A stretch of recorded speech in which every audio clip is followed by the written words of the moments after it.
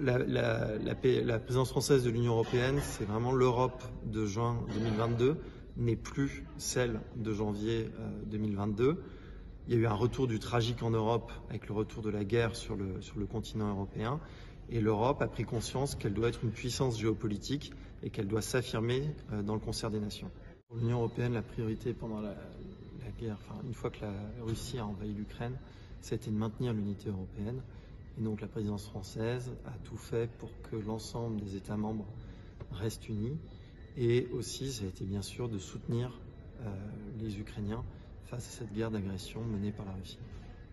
Est-ce que ces priorités, elles étaient différentes par rapport à d'autres guerres ou celle-là, elle était plus...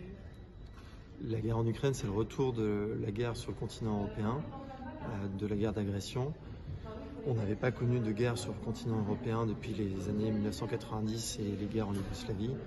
Et donc, effectivement, c'est une situation inédite face à laquelle l'Europe a réagi de façon très ferme, très unie, et en déployant les nouveaux outils qui avaient été décidés avant la guerre. Par exemple, la Facilité européenne pour la paix, qui a été mobilisée pour fournir un soutien militaire à l'Ukraine.